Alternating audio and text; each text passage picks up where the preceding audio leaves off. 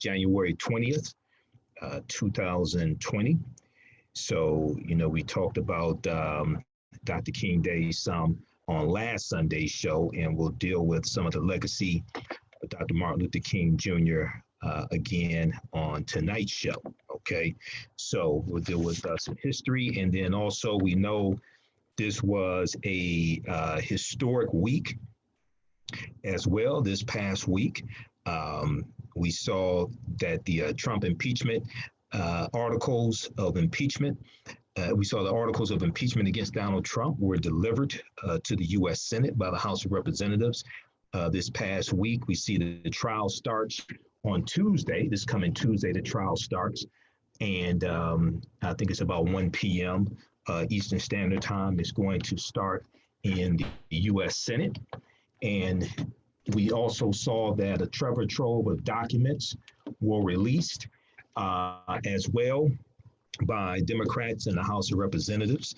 A lot of people, well, actually 4.5 million people saw the interview that Rachel Maddow did on the Rachel Maddow Show on MSNBC on Wednesday, January 15th. And then part two, Thursday, January 16th, with Lev Parnas, who was a partner and friend of Rudy Giuliani. So we saw that Democrats released an avalanche of incredibly incriminating documents. This was the day before, I think it was the day before the articles of impeachment were sent to the U.S. Senate. And then also, and these were documents that were provided to them by Lev Parnas' attorney. And then on the Rachel Maddow Show, we saw Lev Parnas drop the number of bombshells. So there were 4.5 million people who saw the, at least part one of the interview that Rachel Maddow did on the Rachel Maddow Show. So we'll talk some about that in the first segment of tonight's show. And then the rest of the show will deal with the distortion of Dr. King's legacy. Dr. King Day 2020 is coming up. And Dr. King, when he was assassinated April 4th, 1968, he was the most hated man in America. There was a poll that was taken shortly before he was assassinated, and he had a 75% disapproval rating, okay? And this largely had to do with his opposition to the Vietnam War. And when he came out in opposition to the Vietnam War, officially April 4th, 1967, the next day, he was basically the most hated man in America, and he was cut off from access to the White House by President Lyndon Johnson. So we'll talk some about that. We'll deal with the distortion of Dr. King's legacy. And then also we'll deal with the relationship between Dr. King and Muhammad Ali, because Muhammad Ali's birthday was January 17th, Dr. King's birthday, January 15th. And Dr. King and Muhammad Ali also had a secret friendship that a lot of people did not know about as well, okay? So we'll deal with that and some other things tonight on the African History Network show. Now, on the African History Network show, we focus on educating, empowering, and inspiring people of African descent throughout the diaspora and around the world, because right now it's corrects wrong behavior. What you do for yourself, what you do to yourself, and what you allow other people to do to you and get away with is based upon what you think about yourself. What you think about yourself is based upon what you have been taught about yourself. What you've been taught about yourself is based upon everything you've read, heard, and seen about yourself. So when you control the radius of a man's thoughts, you can control the circumference of his actions, because the mind can't do or teach what it doesn't know. Now, we deal with a number of different topics here. We deal with current events, history, education, economic empowerment, history, relationships, love, sex, health issues, and much, much more. Sign up for our email newsletter. Text the word Kemet, K-E-M-E-T. Sign up for our email newsletter. Text the word Kemet, K-E-M-E-T, to 22828. Sign up for our email newsletter also at our website, AfricanHistoryNetwork.com, AfricanHistoryNetwork.com. We're broadcasting on our Facebook fan page, The African History Network, The African History Network, so you can watch us there. Also on our YouTube channel, Michael Imhotep, I-M-H-O-T-E-P, okay? And all of my DVD lectures are available at our website, AfricanHistoryNetwork.com. We have a African American History Month bundle pack includes 15 of my DVD lectures plus an additional one that's on sale right now, $100 regularly. It's a bundle pack regularly. It's like a $250 value. All right. If you want me to do a presentation for your group or organization, because I had a number of people call me this week to speak at different African American History Month events, email me at customerservice@africanhistorynetwork.com, customerservice@africanhistorynetwork.com. Okay, you can also call area code 313-462-0003, 313-462-0003. I can respond faster if you email me, all right? And if you'd like this type of information, you can also donate to the African History Network, paypal.me/TheAHNShow. And then we also have Cash App now, $ the AHN Show through Cash App. All right, so this week was a historic week, and also let me let you know quickly. So last Sunday, we had two members from Second Baptist Church on, and we talked about the Dr. King Day celebration. It's coming up January 20th, 2020, Monday, 1 p.m. to 4 p.m. Second Baptist Church, 441 Monroe Street in Detroit. That's down in Greektown. And let's see, their guest speaker would be. Let's see, I think it's I forgot the pastor's name, from Gethsemane Church out in Westland, okay? But we'll talk some more about that as well. But it's free and open to the public, and I'll be there as well, so come on through. All right, so this past week was a historic week. We saw that on Wednesday, January 15th, 2020, the House of Representatives voted to send impeachment articles against Donald Trump to the U.S. Senate. And Speaker Nancy Pelosi announced the 7 House Democrats who will serve as the managers in the trial, which is set to start this coming week. And the House managers, are the prosecutors. They will be prosecuting the case. So the measure passed 228 to 193. With one Democrat opposing the resolution, Representative Colin Peterson of Minnesota, who also voted last month against both articles of impeachment. Now, the two articles charging Donald Trump with abuse of power and obstruction of Congress were signed by Speaker of the House Nancy Pelosi, and I watched that live on MSNBC. A lot of people watched that live and saw her press conference as well. So it was signed by Nancy Pelosi at a historic engrossment ceremony, what's called an engrossment ceremony, this past Wednesday evening, and then they were hand delivered to the Senate in a procession through the U.S. Capitol that was led by the House Clerk and Sergeant at Arms, and included the House managers. Okay, so. Speaker of the House Nancy Pelosi said during the ceremony in the Rayburn Room across from the House chamber, she said, quote, "Today we will make history when the managers walk down the hall, they'll cross a threshold in history, delivering articles of impeachment against the President of the United States for abuse of power and obstruction of the House." Now, Nancy Pelosi was flanked at the ceremony by the House managers who will serve as the prosecution in the Senate trial, and committee chairs who conducted the impeachment inquiry. The speaker signed the articles using several pens, which she then distributed to the members and committee heads as keepsakes. So the 7 impeachment managers, then followed House Clerk Cheryl Johnson, African-American woman you saw there, who carried the articles into the statuary hall, past Nancy Pelosi's leadership office, through the Capitol Rotunda, and then past Senate Majority Leader Mitch McConnell's office. The House Clerk then took the articles into the Senate chamber. As the message that the articles were transmitted was read aloud, all the senators in the room turned around to look, except Senator Moscow Mitch McConnell, who faced forward to the dais, not turning around once to see the scene unfold behind him. Soon afterwards, Senator Mitch McConnell rose to acknowledge the submission of articles and lay some ground rules for the next few days. He said that the Senate will officially receive the House managers at noon this past Thursday, when they will present an exhibit that will present and exhibit the articles of impeachment to the upper chamber. The upper chamber is the U.S. Senate. That's the upper chamber of Congress. The lower chamber is the House of Representatives.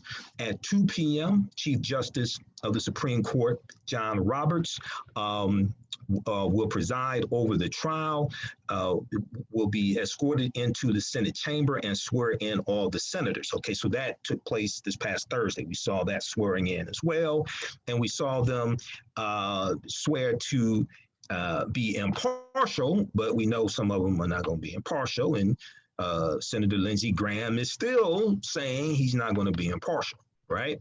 Senator Lindsey Graham wants to hurry up and get this over with. He doesn't want any witnesses. And we also saw that Donald Trump changed his tune, because Donald Trump was saying prior to all these documents dropping, okay, right before the articles were transmitted, Donald Trump is saying he wanted witnesses. Now, Donald Trump is saying he doesn't want witnesses, and he wants us to hurry up and be dismissed. I wonder what happened this past week. We're going to talk about that, okay, because some devastating information came out this past week. So the trial will commence in earnest on Tuesday. So it's going to be Tuesday, I think it's 1 p.m. Eastern Standard Time is going to start. The House managers who will prosecute the case against Donald Trump in the U.S. Senate are Representatives Adam Schiff of California, who will be the lead manager. He's a former prosecutor. He's the chair of the House Intelligence Committee. Representative Jerry Nadler of New York, who's the chair of the House Judiciary Committee. Representative Hakeem Jeffries of New York. Representative Jason Crow of Colorado. Representative Zoe Lofgren of California. Representative Val Demings of Florida, African-American female. She has a law enforcement background, former chief of police. And Sylvia Garcia of Texas. Now, the managers have varied biographies. Representative Adam Schiff was a federal prosecutor. Val Demings was a police chief, as I said. Several are attorneys. And Representative Zoe Lofgren was a staffer on the House Judiciary Committee during the Richard Nixon impeachment and a House member during the Clinton impeachment back in '99. So House Speaker Nancy Pelosi said, quote, "This is about the U.S. Constitution, and it's important for the president to know, and Vladimir Putin, to know that American voters in America, should decide who our president is." Okay. Now, Representative Jerry Nadler said on the floor ahead of the resolution vote that Representative Nancy Pelosi had, quote, "led our fight for a fair trial in the Senate," end quote. "Above all, a fair trial must include additional documents and relevant witnesses," he said. "The American people have common sense, some of us. They know that any trial that does not allow witnesses is not a trial, it is a cover-up." Now, during Nancy Pelosi's news conference, on Wednesday, Donald Trump called the impeachment a quote-unquote con job in a tweet, and Senator Mitch McConnell spoke on the Senate floor. Senator Mitch McConnell said on the floor that impeachment, quote, "undoes the people's decision in a national election. Going about it in this subjective, unfair, and rushed way is corrosive to our institutions." But I remember Republicans saying, if you want to impeach the president, go ahead and do it. You're taking too long. Now McConnell's saying is rushed. It hurts national unity, and it virtually guarantees that future houses of either party will feel free to impeach any future president because they don't like him, end quote. So at Nancy Pelosi's news conference, she also reiterated her call for witnesses, for witness testimony at the trial. She said, "Time has been our friend in all of this because it has yielded incriminating evidence, more truth into the public domain." Now, earlier on Wednesday, January 15th, she spoke about newly released documents linking Donald Trump directly to his attorney, Rudy Giuliani's political digging in Ukraine, saying they highlighted the need for witness testimony at the impeachment trial. The documents were part of the evidence turned over to the House impeachment investigators by lawyers for Lev Parnas, a Rudy Giuliani associate who is awaiting trial on campaign finance violation charges. And this includes a letter, what was released included a letter from Rudy Giuliani requesting a private meeting with Vladimir Zelensky, who was at the time president-elect of Ukraine, with Trump's, quote, knowledge and consent. Knowledge and consent. The letter written on Rudy Giuliani's letterhead was dated May 10th, 2018. Now, Donald Trump has previously tried to distance himself from his attorney's Ukraine work, saying in November, I did not direct him. But July 25th, 2019, he told Vladimir Zelensky in the memo, the memorandum of the call, it's not a transcript, it's a memorandum of the call. Because actually, when you read it, it tells you it's titled Memorandum of a Telephone Call. And at the bottom, it tells you a memorandum of a telephone call is not a verbatim transcript. But he told Vladimir Zelensky he was going to have put him in contact with Rudy Giuliani and his attorney general, William Barr. But the Democrats which released on Tuesday, the documents which were released on Tuesday by House Democrats appear to bolster House Democrats' claim that Donald Trump was more than aware of Giuliani's efforts to find dirt in Ukraine on political rival Joe Biden and the Democratic National Committee. So we'll continue this on the other side of the break. Don't go anywhere. You listen to 910 AM Superstation Future Radio, the African History Network show. I'm Michael Imhotep. We'll be back in a few minutes. All right. Everybody stand by. How's everybody doing? We're back in, I think, 2.5 minutes here. All right, so when I come back, I'm going to cue up clip number 1. Okay. Let's see who we have here. All right, so we're on Facebook and YouTube. How's everybody doing? Anita, how you doing? Anita, Matthew. Let me pull all this stuff up here.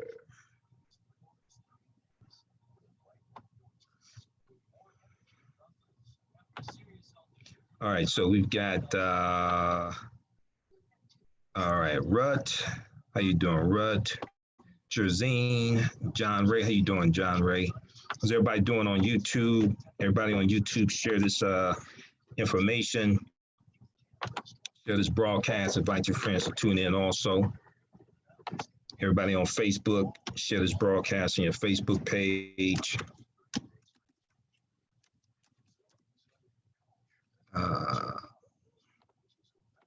Okay, and then after we deal with this segment on Trump, then we'll go into Dr. King and history dealing with Dr. King. Dr. King.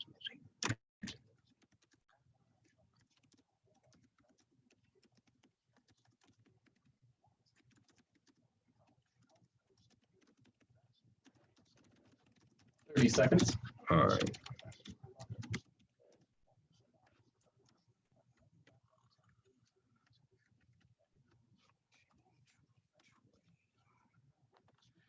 All right, guys, stand by. We'll be back in a few seconds here.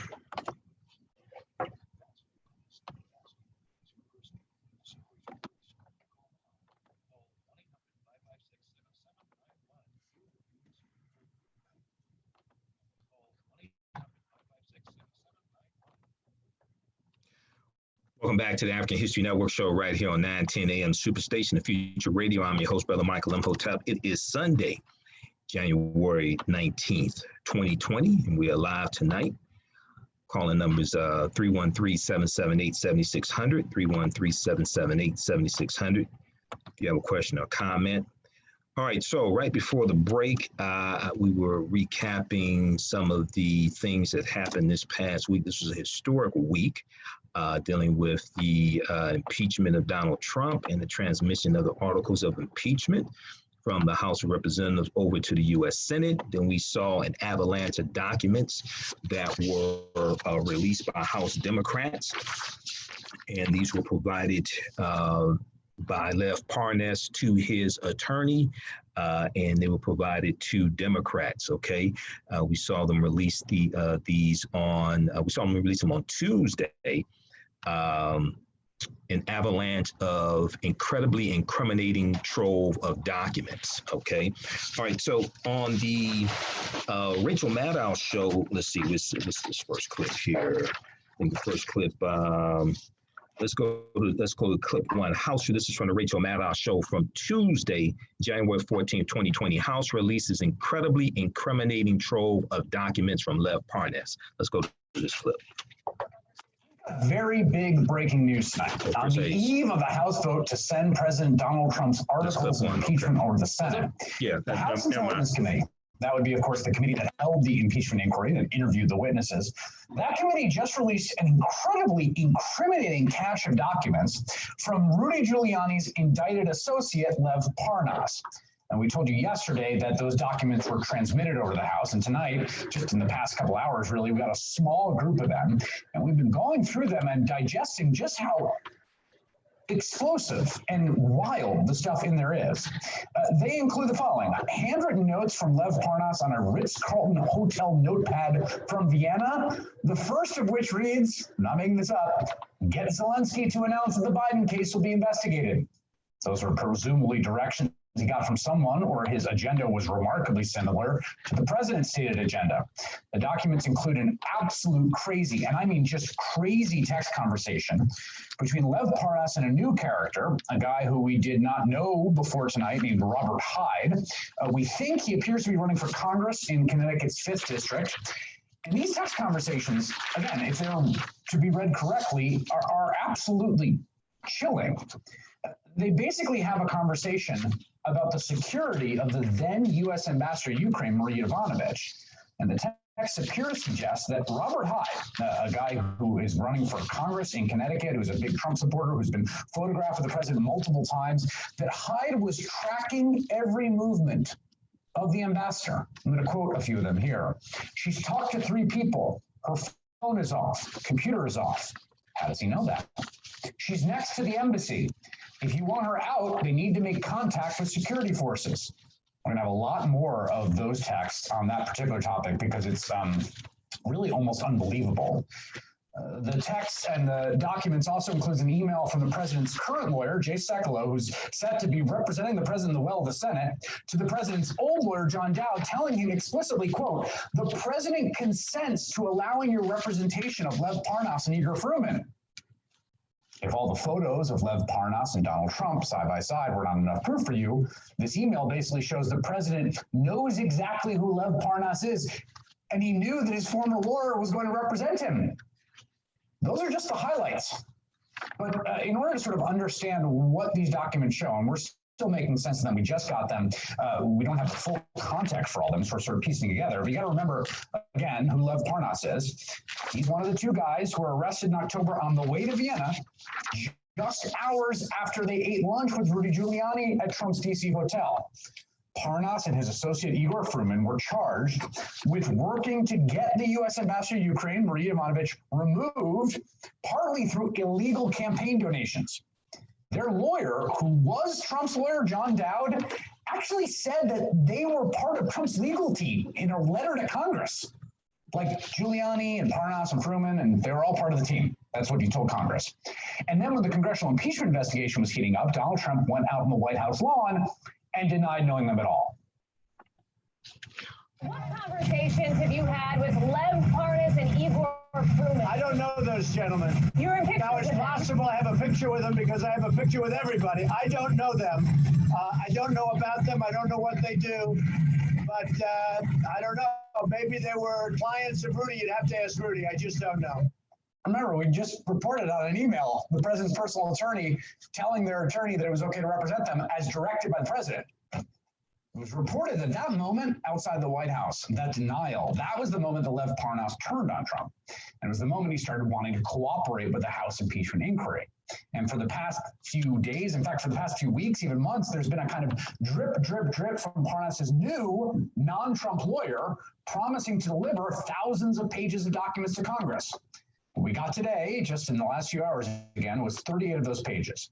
And the document dump comes against the backdrop of an impending Senate impeachment trial set to start on Tuesday with an unanswered question about what that trial is going to look like. And crucially, are we going to hear from witnesses is, and are we going to see documents that the Senate Democrats are seeking? Every time, every single time throughout the saga that we get more evidence, things look worse for the president. All right. Okay, so that was actually All In with Chris Hayes from MSNBC. So that was January 14th. I thought that first clip was Rachel Maddow Show. No, that's the second clip, Rachel Maddow Show. Okay, so the Trevor trove of documents were dropped. And people in the media have been going through those documents, hundreds of them. You have hundreds of WhatsApp text messages, all types of things, all types of evidence that have been dropped that people are going through, right? So Wednesday, January 15th, on the Rachel Maddow Show, she aired the first part of the interview she did with Lev Parnas. Okay, so Lev Parnas, an associate of Trump attorney Rudy Giuliani, talks with Rachel Maddow in an exclusive interview about the extent of Donald Trump's knowledge of the work he was doing to manipulate the president of Ukraine to help Donald Trump smear political rival Joe Biden. Let's go to this clip.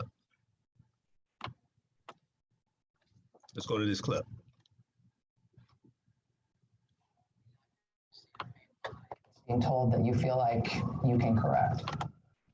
The president didn't know what was going on. President Trump knew exactly what was going on. He was aware of all of my movements. I wouldn't do anything without the consent of Rudy Giuliani or the president. I have no intent. I have no reason to speak to any of these officials. I mean, they have no reason to speak to me. Why would President Zelensky's inner circle or the Minister of Akov or all these people or President Poroshenko meet with me? Who am I? They were told to meet with me. And that's the secret that they're trying to keep. I was on the ground doing their work. In terms of the president and what he has said about you, he said about you and Mr. Fruman, Igor Fruman, I don't know those gentlemen. I don't know about them. I don't know what they do. You're saying that was not a true statement from the president. He lied. I mean, we're not friends. I mean, when you say friends, I mean, me and him didn't watch football games together. We didn't eat hot dogs, but he knew exactly who we were. He knew exactly who I was, especially because I interacted with him at a lot of events. I had a lot of one-on-one conversations with him at gatherings where we would have special, like these round tables where there'd be only 6 people at a table. We had several of those. And basically, I mean, I was with Rudy more than 4 or 5 days out of the week. I mean, and I was in constant contact with him. So I was with Rudy when he would speak to the president. I mean, so just ludicrous. You've been with Mr. Giuliani when he was on the phone with the president? Absolutely. And how would you know that he was on the phone with the president? Would he be on speakerphone or he was? Several times it would be on speakerphone where he would like start the conversation on speakerphone and then take it off and then go somewhere sideways, to talk to him. But a lot of times it would be on the golf course when we were golfing together, especially I remember during the Mueller times where Rudy, I remember, said something that he didn't appreciate or was taken off context and he was screaming at him so loud.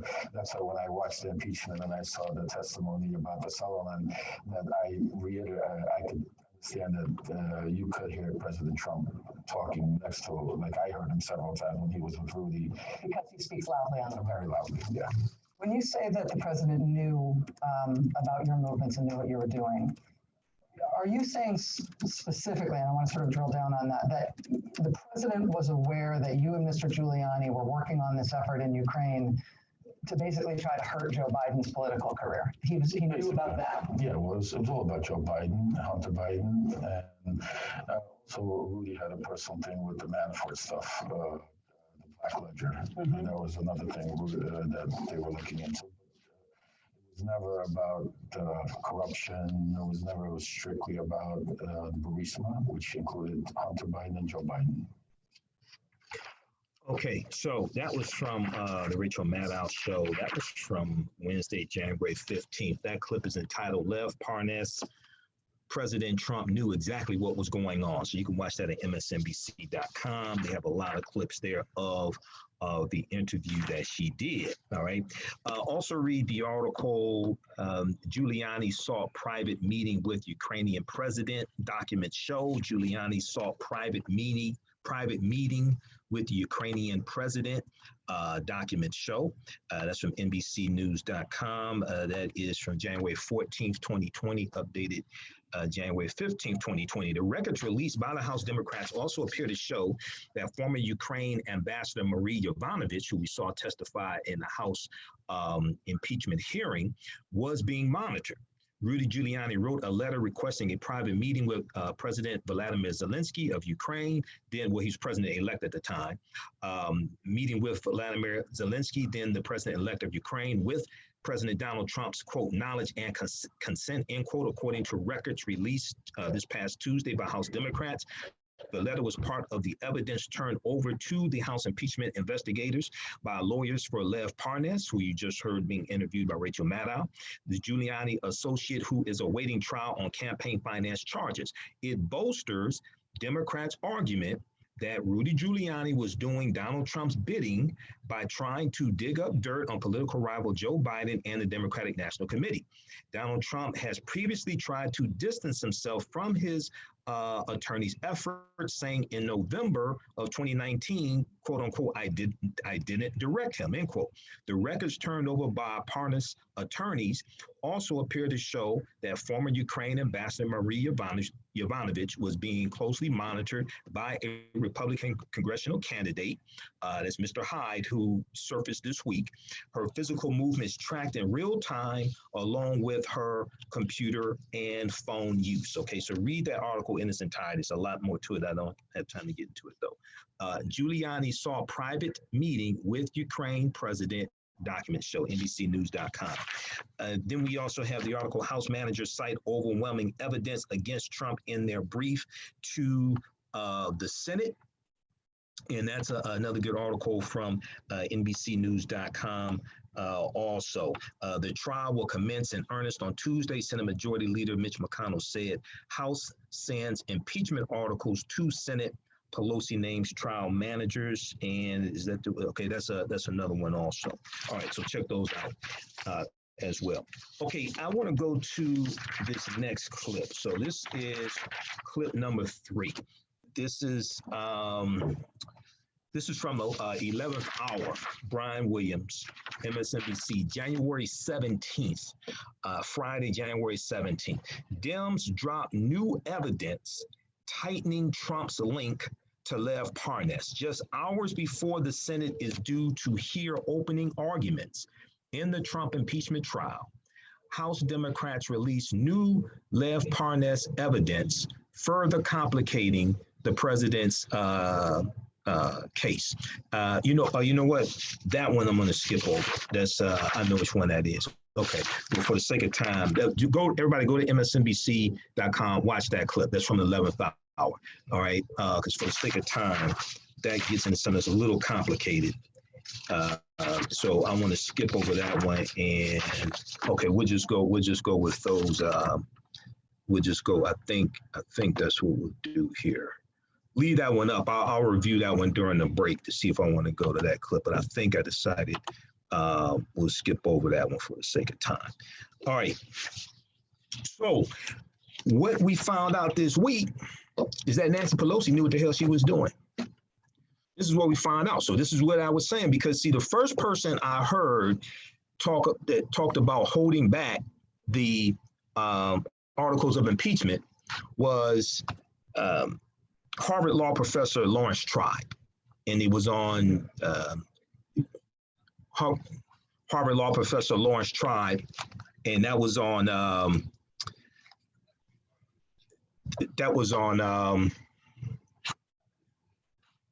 I forgot whose show that was on, but what he said was that they could delay the is something playing? What he said was they can delay the Nancy Pelosi transmitting the articles of impeachment. Is the clip playing? Okay. I hear something.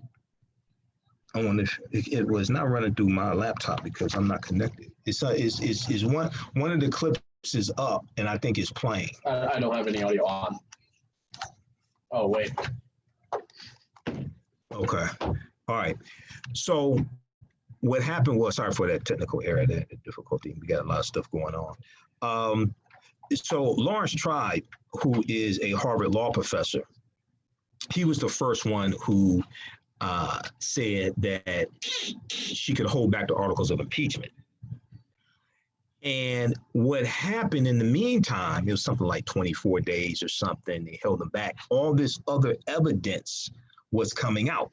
And I think she knew that the evidence was being handed over from Lev Parnas to his attorney to House Democrats, and they were reviewing all this stuff when she was holding back the articles of impeachment.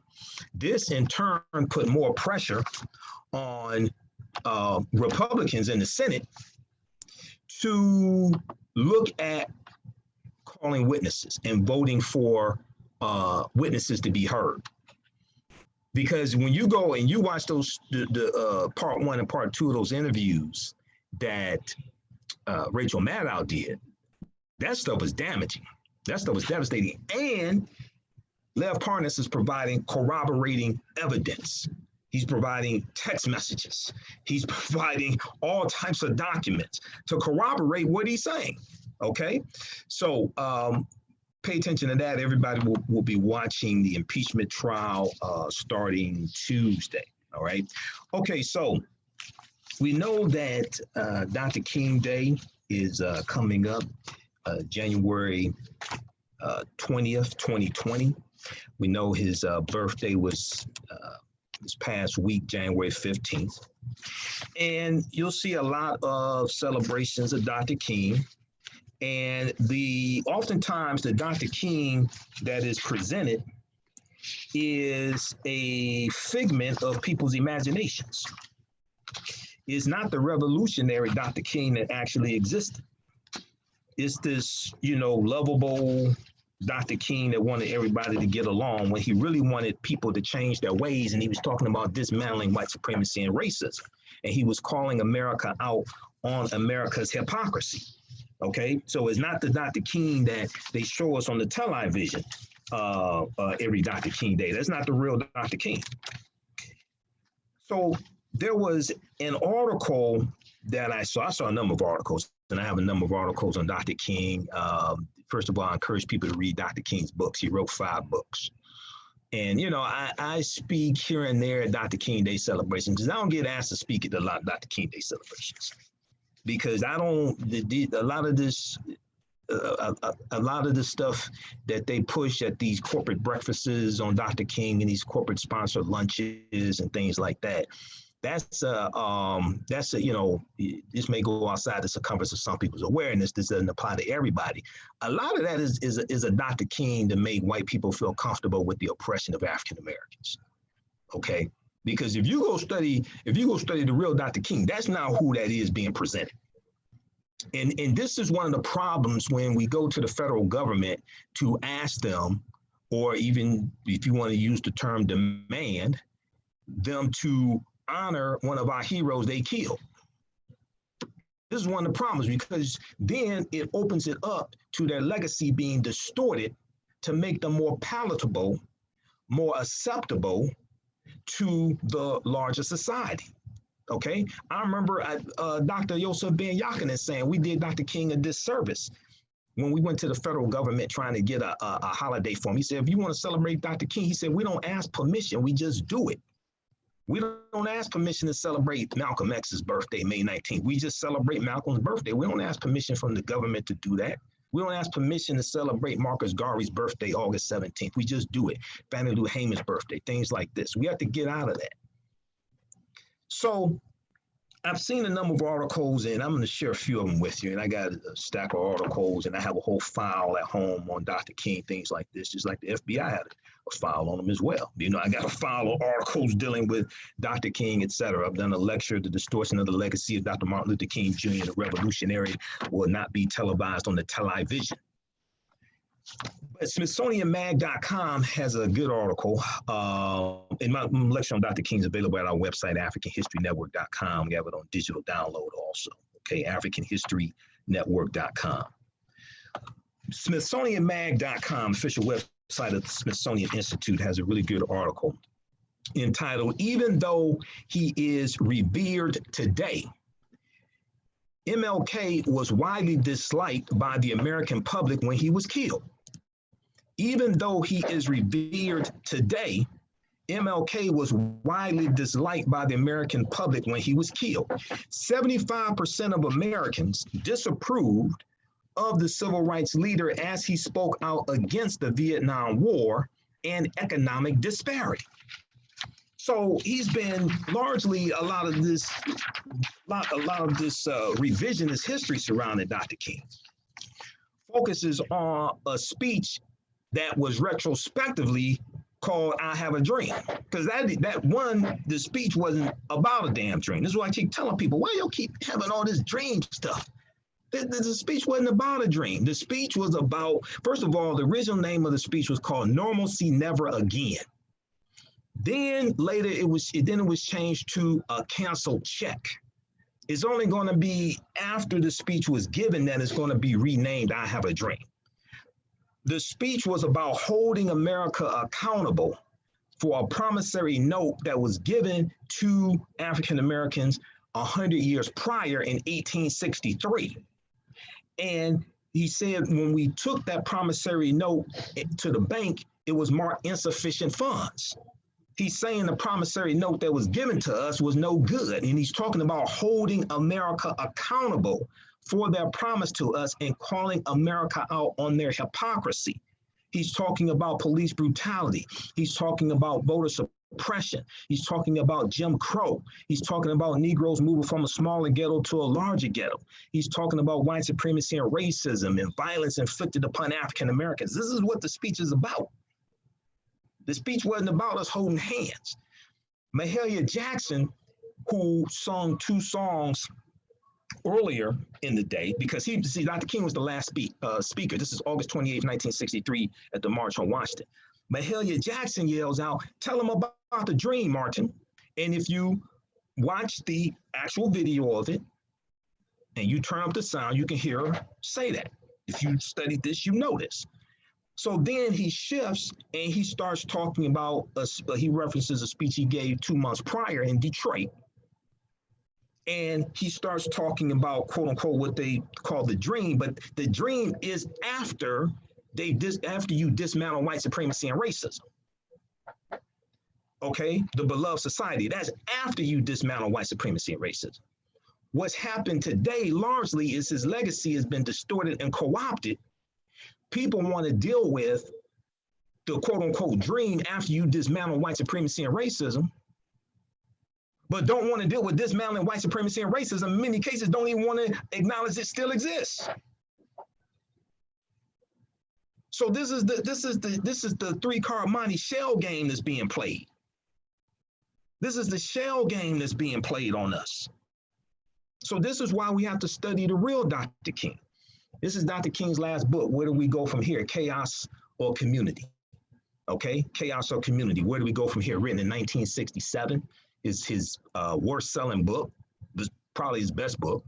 Okay, and chapter 2 of his book is entitled Black Power, because it's about the Black Power movement. All right, so people, we need to study Dr. King. The most important, I know they turned Dr. King Day into a day of service. Personally, I think it should be a day of research Dr. King, because most of us don't understand him. Haven't researched him, never read any of his speeches, never read any books that he wrote. Don't understand toward the end of Dr. King's life and Malcolm X's life, they were both assassinated at 39, their ideologies were converging. It wasn't that Dr. King was becoming more like Malcolm X, they were both becoming more like each other. Read Martin Malcolm in America, A Dream or a Nightmare by James H. Cone. James H. Cone is known as the father of Black liberation theology. I read this book back in college, back in, I think it was 94. Yeah, back in 94. And this book goes through painstakingly and documents and shows how their ideologies are converging. You've already heard toward the end of their lives. You've already heard me talk about how from 66 to 68, Dr. King shifts from focusing on civil rights to human rights. And he's focusing on the Poor People's Campaign. You've heard me talk about how 1963, July 31st, 1963, Malcolm sends letters to the leading civil rights leaders, calling for a meeting with them, calling for a unification of the civil rights leaders and their followers. He also sends one to Dr. King. This is the month before the March on Washington. The March on Washington was August 28, 1963. Malcolm sends this letter July 31st, 1963, while he's still in the Nation of Islam. Malcolm was calling for a unification of the civil rights leaders, and he said we have to find a common solution to a common problem posed by a common enemy. He said it's a shame that John F. Kennedy, President Kennedy, and Nikita Khrushchev could set aside their major differences. And Nikita Khrushchev was the leader of the Soviet Union at the time. He said it's a shame that they can set aside their major differences and meet, but Negro leaders cannot set aside their minor differences and meet. And then we know when Malcolm officially separates from the Nation of Islam, March 8th, 1964, we know later that same month, he meets Dr. King for the first and only time, March 26, 1964, at the U.S. Senate debate for the Civil Rights Act. The Civil Rights Act in 1960, which is going to be passed in 65, okay? They meet March 26, 1964. The month after that, Malcolm delivers his speech, The Battle of the Bullet, April 3rd, 1964 in Cleveland, Ohio, April 4th, 1964 in Detroit. What I tell people when we start quoting Malcolm, you got to understand context and chronology. So when we talk about the Battle of the Bullet, and he's talking about the Democratic Party, he's talking about the Northern Democrats who are more liberal and the Southern segregationist Democrats. And he's talking, and this was after he met Dr. King. This was about a week or so after he meets Dr. King, and after he's there for the U.S. Senate debate on the Civil Rights Act. But that speech was given before the Civil Rights Act was passed, which was passed July 2nd, 1964. And Malcolm is assassinated February 21st, 1965, before the Voting Rights Act of 65 was passed, which was passed August 6th, was signed into law, August 6, 1965. He doesn't get to see that coming to fruition. So when we quote Malcolm, we have to understand context. Plus, the Battle of the Bullet was also given before Malcolm goes to Mecca. He goes to Mecca late April 64. So we have to understand context. So I encourage people to read this book, Malcolm X Speaks, edited with notes by George Brightman, because this has a lot of Malcolm's most important speeches when he leaves the Nation of Islam, because Malcolm's ideology is evolving. Okay, and then June 28, 1964, we know Malcolm announces the formation of the Organization of Afro-American Unity. He lays out a platform which includes economic empowerment, education, includes a political agenda as well. If you go to blackpast.org, P-A-S-T, blackpast.org, you can read the whole transcript of the speech. And we know that it was Dr. John Henrik Clark, one of our great Grandmaster Scholar warriors, who helped Malcolm organize the OAU, the Organization of Afro-American Unity. So read the article from the Washington Post. You heard me talk about it before. Martin Luther King Jr. met Malcolm X just once. The photo still haunts us with what was lost. This is an excellent, excellent article written by Deneen L. Brown. And Malcolm joins the civil rights movement when he separates from the Nation of Islam. And in the Battle of the Bullet, he's talking about interjecting Black nationalism into the civil rights movement. And when he meets Dr. King, March 26, 1964, he tells Dr. King, I'm throwing myself into the heart of the civil rights struggle. So when we look at this article from SmithsonianMag.com, official website of the Smithsonian Institute, even though he is revered today, MLK was widely disliked by the American public when he was killed. It says, according to an early 1968 Harris poll, P-O-L-L, the man whose half-century of martyrdom we celebrate this week died with a public disapproval rating of nearly 75%. A figure shocking in its own day, and still striking even in today's highly polarized political climate.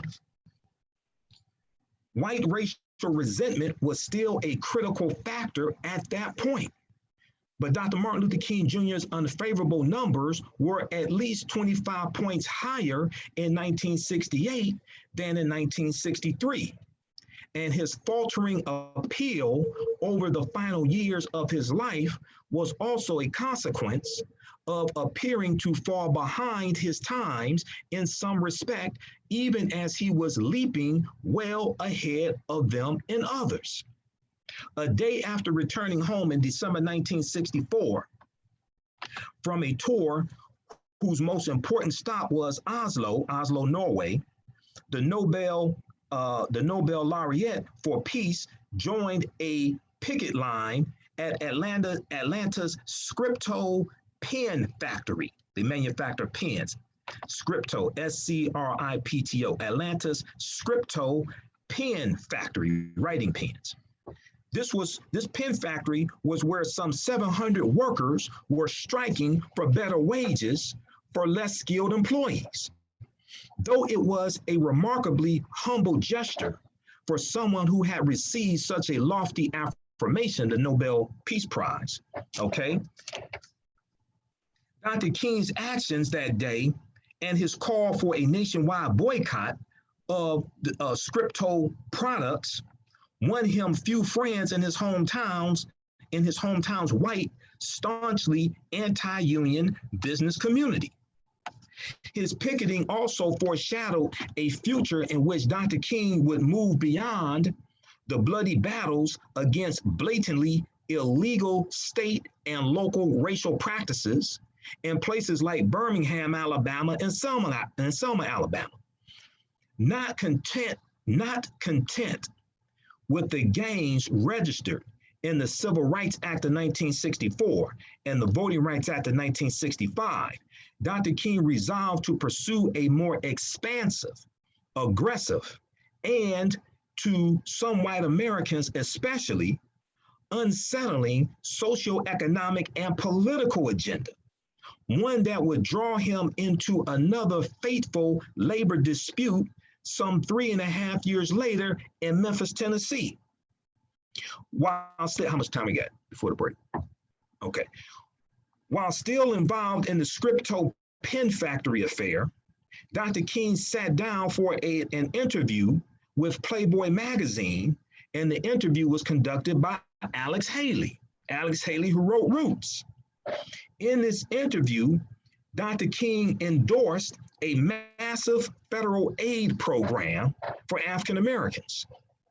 Its whopping $50 billion price tag was, he pointed out, less than the annual US spending for defense. Such an expenditure, he argued, would be more than justified in, quote, a spectacular decline, end quote, in school dropouts, family breakups, crime rates, illegitimacy, swollen relief rolls, rioting, and other social evils. Now, this is 64, so this is before the National Advisory Commission on Civil Disorder, which was commissioned in 67. I think that was July 67. July 28, 1967, by President Johnson, known as the Kerner Commission, okay? BlackPass.org has a very good article on this, National Advisory Commission on Civil Disorders, 1967 Kerner Commission, okay? Read that article also. But this is 3 years before that. This is in 64 that this interview takes place with Playboy magazine, all right? So many poor whites were, quote, in the very same boat with the Negro, Dr. King added. And if they could be persuaded to join forces with African Americans, they could form, quote, a grand alliance, end quote, a grand alliance, and, quote, exert massive pressure on the government to get jobs for all, end quote. So Dr. King had made passing allusions to this possibility before, but a straightforward call for an active biracial coalition of have-nots was just as terrifying to white ruling elites, be they on Peachtree Street or Wall Street, as it had been when raised by the populists in the 1890s. So Dr. King did nothing to quell these concerns when he told David Halberstam that he had been that he had abandoned the incremental approach to social change of his civil rights protest days in favor of pursuing, quote, a reconstruction of the entire society, a revolution of values, a reconstruction of the entire society, a revolution of values, end quote. One which would, quote, look uneasily on the glaring contrast of poverty and wealth with righteous indignation. Look uneasily on the glaring contrast of poverty and wealth with righteous indignation. All right, we're coming up on a break. We're going to continue this on the other side of the break, and I'm going to play a clip for you of an interview with Dr.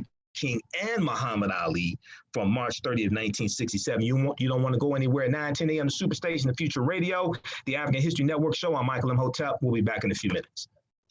In July 2018. All right, everybody stand by. How's everybody doing? Don't go anywhere. Okay, we'll be back in a few minutes. We're broadcasting on YouTube and Facebook. So everybody on YouTube, share this broadcast because I didn't get a chance to send out an email blast. Everybody on Facebook, share this broadcast also. If you like this type of information, you could donate to the African History Network, PayPal, through Cash App, $1, $ the AHN Show, $ the AHN Show through Cash App. Then also through PayPal, paypal.me/the AHN Show, paypal.me/the AHN Show as well, okay? So that helps support the African History Network, helps finance the research, helps us keep doing this show, helps pay the bills, etc. Helps when I have to travel as well. And I will be in end of March 29th and 30th in Baltimore for the 19th annual Baltimore Natural Hair Care Expo. And I will be doing workshops there, also dealing with great African women in history, the mothers of civilization. Okay, so we're on break here. So we'll have that information at our website, AfricanHistoryNetwork.com, AfricanHistoryNetwork.com, okay? All right, and then also African American History Month is coming up, so we have a 15 DVD bundle pack of mine, of my lectures. It's on sale, $100. It's at our website, AfricanHistoryNetwork.com. And that will, there's a lot of information in that bundle pack also. We have DVDs greatly discounted for you. And then we also had digital downloads at our website as well, AfricanHistoryNetwork.com. Okay, so let's post this here. How you doing, Sandra? Yeah, 5 seconds. Okay, we've got J News on YouTube. 2, 1. Welcome back to the African History Network Show right here on 910 AM the Superstation, the Future Radio. I'm your host, Brother Michael Imhotep. It is Sunday, January 19, 2020, Dr. King Day weekend. And we know a lot of people will be going to Dr. King Day celebrations. And so we're dealing with some history, Dr. King, some of the stuff that you're not going to hear oftentimes at some of the Dr. King Day celebrations, depending upon who organizes them. And, so we deal with the revolutionary Dr. King. So I encourage people, I know they made Dr. King Day into a day of service.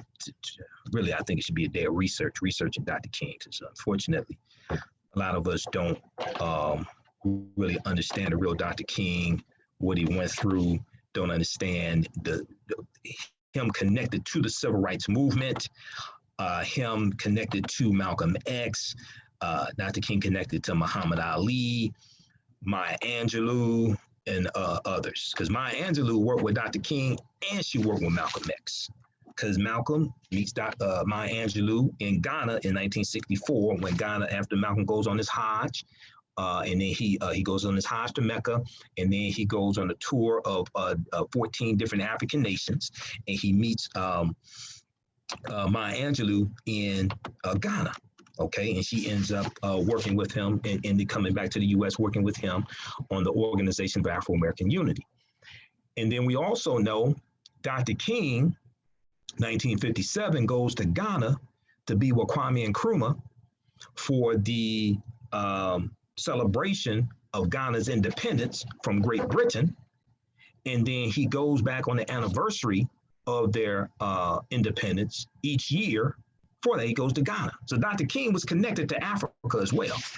A lot of people don't know this. Dr. King was connected to Africa. See, this is some more of the nonsensical lies that are told about Dr. King, all right? There was a good article from AtlantaBlackStar.com. This article is entitled How Steel Sharpens Steel. How Steel Sharpens Steel. And it's about the African liberation movement and the civil rights movement, because as Dr. John Henrik Clarke correctly teaches us, the African liberation movement on the continent of Africa and the civil rights movement in this country were happening concurrently. They're happening at the same time. And we are drawing inspiration from each other and learning from each other. How steel sharpened steel, the connection between the civil rights movement and African independence movements. This is by Jamal Bradley, April 3rd, 2016. Okay, so check this out. And he talks about, let's see, all across Africa on the backs of buses and other forms of transportation, you'll see pictures of Muhammad Ali, Martin Luther King Jr., and Malcolm X. And what makes this important is that they are not simply a coincidence. One of the most dynamic periods in African history was during the 1950s and 1960s, when many African nations achieved independence from the European colonial powers. In 1957, Ghana gained its independence from Britain and was soon followed by 17 other African nations in 1960 and numerous others in the following years. Independence leaders such as Kwame Nkrumah, Nnamdi Azikiwe, Patrice Lumumba, Sekou Touré, and other figures were influential in developing the political and cultural structure to make independence a reality. Interestingly enough, one of the most dynamic periods in Black American history was in the 1950s and 1960s in what is commonly known as the Civil Rights era. During this time, African Americans began to further assert their rights, not just their American rights, but also their human rights as citizens of the world. What should be known is that these two movements were not completely separated, nor were the ideas and strategies implemented independent of one another. By the 1950s, many Africans began to take advantage of the opportunity to study in the United States. And due to the racial nature of American society during that era, most students attended historically Black colleges and universities. As noted, Lincoln University boasts 2 African presidents as alumni, and other HBCUs during that era had numerous students from across the continent. The development and change which occurred in Africa and America were contemporary movements. The development and change which occurred in Africa and America were contemporary movements, and their collective success were viewed as such. The African leaders and people were very much influenced by their experiences in America at HBCUs and their time spent living, talking, and learning among Black American activists and thinkers. Kwame Nkrumah, who was a member of Phi Beta Sigma Fraternity Incorporated, I'm just saying, he's one of my frat brothers. And Nkrumah was so much influenced by his time in America that he would name Ghana's football team the Black Stars after the shipping line company started by Marcus Garvey. During the 1950s and 1960s, and in the subsequent independence era, a number of African Americans were invited to Africa to give advice on overcoming the colonial system. Independence leaders recognized the benefit of American ideas and saw Black Americans as natural allies to their nations.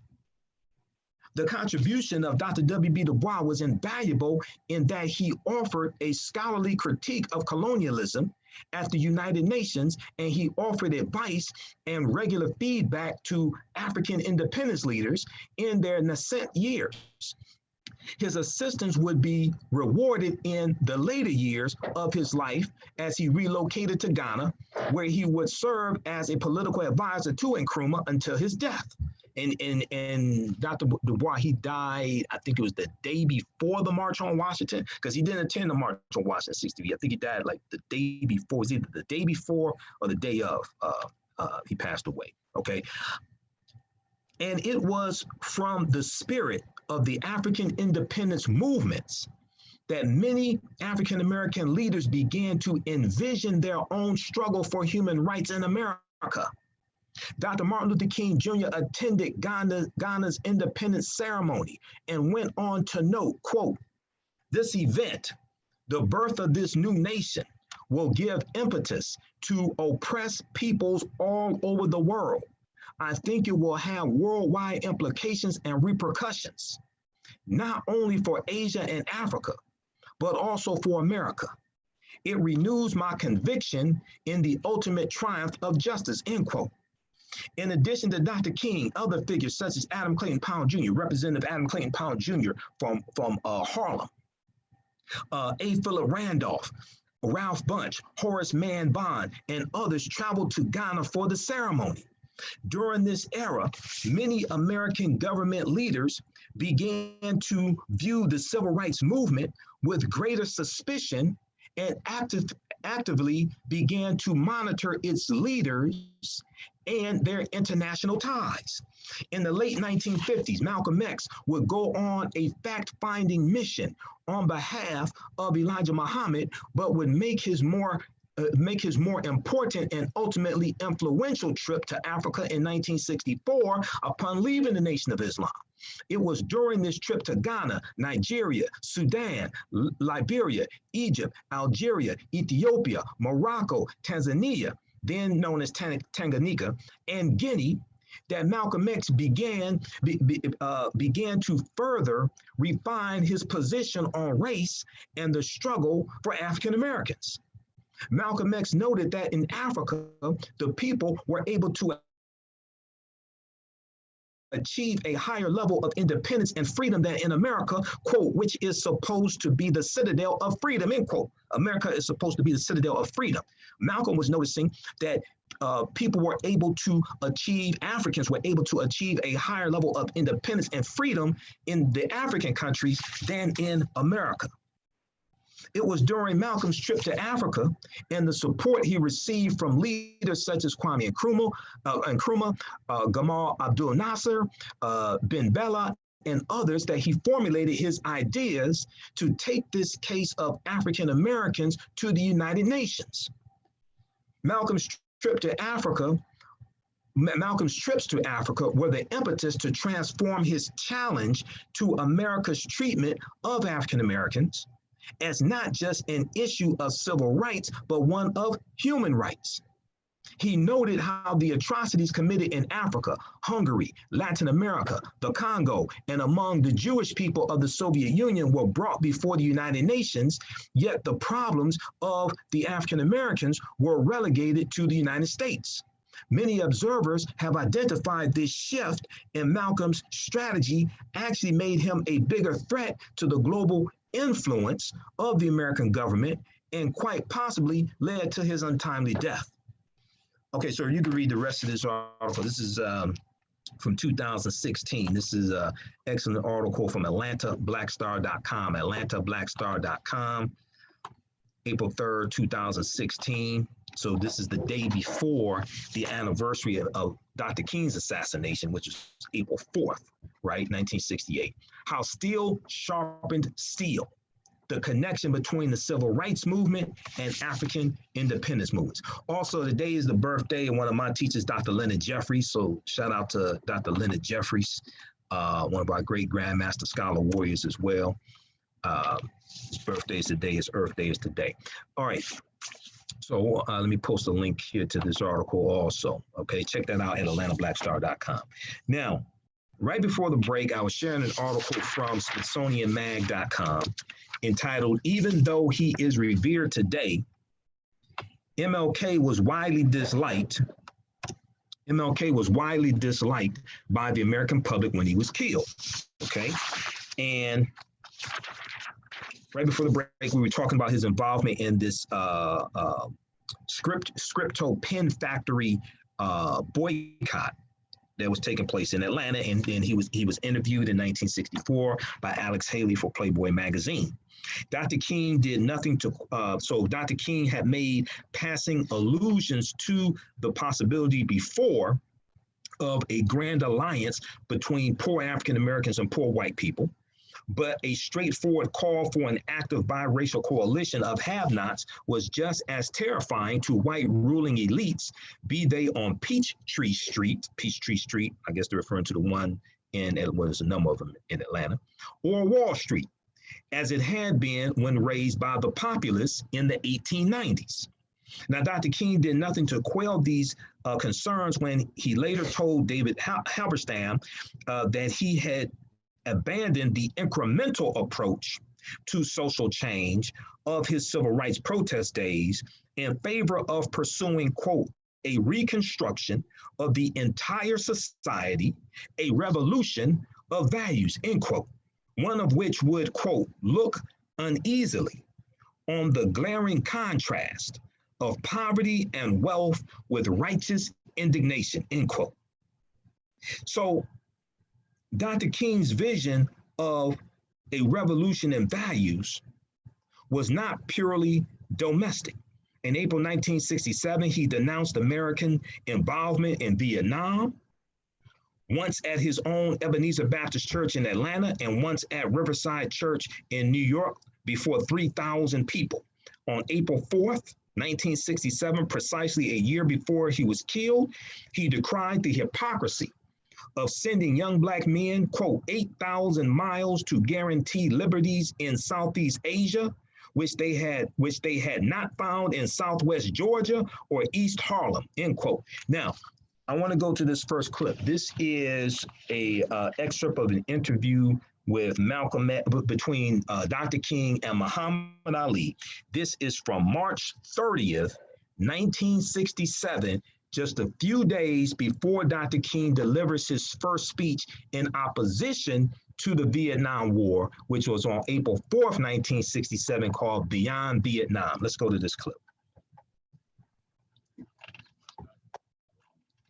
Just friends, just like Khrushchev and Kennedy and everybody. When the people, all of the politicians of all other white races come together, and they, although they believe different, they think different, whites can come together and discuss the common cause. But whenever a few of us come together, the world is shook up. And I say, whatever went back there, it's our business. Reverend King, do you agree?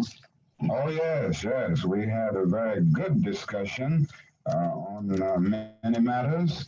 And of course, these are not things that we would discuss here, but we do have common problems and common concerns. And above all, as Muhammad Ali has just said, we are all victims of the same system of oppression. And even though we may have different religious beliefs, this does not at all bring about a difference in terms of our concern. Do you share the same, one more question, do you share the same concern that Muhammad has for his draft status?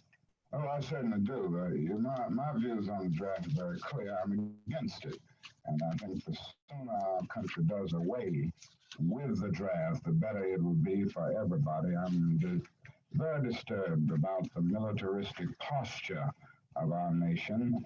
And I think until we have a radical reordering of priorities in our country, we are going more and more to the depths and, I should say, to the doom that follows the arrogance of power, as Senator Fulbright said. Okay, so that is courtesy Associated Press. You can find that clip on YouTube. Most people don't even know that exists. So these were, the name of that clip is MLK Talks. No, that's which one? Yeah, MLK Talks New Phase of Civil Rights. No, that's not that. That is Ali and Muhammad Ali and Dr. King. That is, let's see, I'll give you the name of that one. I think it's heavyweight champion Muhammad Ali and Dr. King, but search for that. It's from March 30th, 1967. I'll give you the name of that clip here in just a minute. Okay, so Dr. King and Muhammad Ali had a secret friendship. Heavyweight champion Muhammad Ali got together with civil rights leader Martin Luther King Jr. Okay, Martin Luther King. So that's the name of that clip. That's on YouTube. Biography.com has an article, a really good article that talks about the secret friendship between Dr. King and Muhammad Ali. And at this time here that they did that interview, March 30th, 1967, these were probably the two most recognizable African-American men in the country. Malcolm X was assassinated 2 years prior. And the following month, April of 1967, Dr. King and Muhammad Ali are going to come out fully in opposition against the Vietnam War. April 4th, 1967, Dr. King delivers his speech Beyond Vietnam. And then April 30th, 1967, later that same month, Muhammad Ali refuses to take the step forward to be drafted into the army to go fight in Vietnam. He shows up to the draft board, but when they do the swearing in, he refuses to take the step forward. We've seen that reenacted in the movie The Greatest, where Muhammad Ali portrays himself. So we go back to the article, and one of the things it's a fantastic clip that I just played, but one of the things that's extremely important is that Muhammad Ali said we're still brothers. And what he's saying is that even though Dr. King is a Baptist minister, even though I'm a minister in the Nation of Islam, and people think that we don't like each other and things like that, at the end of the day, we're still brothers. We're largely fighting for the same things, trying to get largely to the same place or something like that, just have different tactics, different religions. And what he said was at the beginning was that what Muhammad Ali said at the beginning is that he talked about how John F. Kennedy and Nikita Khrushchev of the Soviet Union could come together and meet, and they have huge differences, and people don't go crazy. But when Dr. King and Muhammad Ali come together, all of a sudden now it's a problem. So we go back to the article from SmithsonianMag.com. Even though he is revered today, MLK was widely disliked by the American public when he was killed. Dr. King's vision of a revolution in values was not purely domestic, okay? And April 4th, 1967, in his speech Beyond Vietnam, he decried the hypocrisy of sending young Black men, quote, 8,000 miles to guarantee liberties in Southeast Asia, which they had not found in Southwest Georgia or East Harlem. Beyond that lay the painful irony of seeing them join white soldiers with whom they could, quote, hardly live on the same block in Chicago or Atlanta, end quote, in brutal solidarity as they torched, quote, the huts of a poor village, end quote. In this, they were, however unwittingly, agents of a U.S. policy that destroyed and depopulated the countryside, forcing its former inhabitants to take refuge in cities teeming, T-E-E-M-A-M-I-N-G, teeming with, quote, hundreds of thousands of homeless children, end quote, who were running in packs on the streets like animals. Okay, this is Dr. King. Now, former SNCC Coordinating Committee Chairman, Student Nonviolent Coordinating Committee Chairman, Stokely Carmichael, who became Kwame Ture, observed that in this case, Dr. King was taking on not a hapless, wholly unsympathetic villain like Birmingham, Alabama's Sheriff Eugene Bull Connor, but rather, quote, the entire policy of the United States government, end quote. The consequences were swift and severe. And outraged, President Lyndon Johnson cut off all contact with Dr. King. This is after April 4th, 1967, Dr. King delivers his first speech in opposition to the Vietnam War called Beyond Vietnam. Overnight, he becomes the most hated man in America. President Lyndon Johnson, who signed the Voting Rights Act of 1965, the Civil Rights Act of 1964, he signed Executive Order 11246, September 1965, known as affirmative action, okay? An outraged President Johnson cut off all contact with Dr. King. And a great number of African Americans, including many old allies and colleagues from the civil rights years, warned that Dr. King's stance could have devastating consequences for their cause. Dr. King hardly fared better in pursuing his domestic agenda. It was one thing to capture public sympathy nationwide when pitted against the raw hatred and brutality that seemed the peculiar province of whites below the Mason-Dixon line. It proved quite another thing to persuade whites outside of the South to share their neighborhoods and share their jobs with African Americans, or to support expensive federal assistance programs dedicated to helping African Americans overcome the historic disadvantages imposed on them by whites of earlier generations. So he's talking about fighting against systemic racism. He's talking about a radical change in values. He's talking about a radical restructuring of this system. Okay, we're coming up on a break. When we come back, I'm going to share with you this rare interview from May 8th, 1967 that Dr. King did with NBC News. 9:10 a.m. Superstation Future Radio, the African History Network Show. I'm Michael Imhotep. We'll be back in a few minutes. Honorable. Did you have a spot where you wanted to start that video? We'll start from, I'm going to break it up. So we'll start at the beginning, but I'm going to break it up. I probably won't get through the whole thing. So that's clip 5. How's everybody doing? Stand by. We had a break. Okay, I'll be right back. Everybody, don't go anywhere.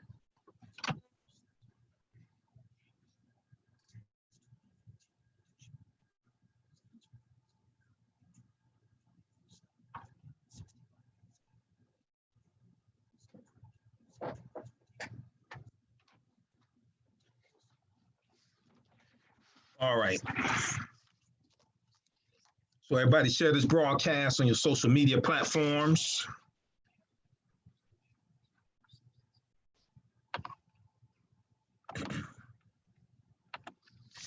Okay, so where are we?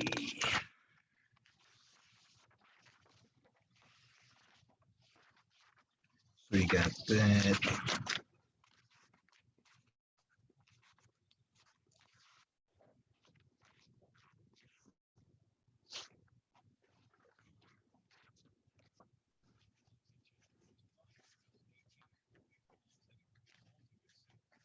Hey guys, stand by. We'll be back in a couple minutes here.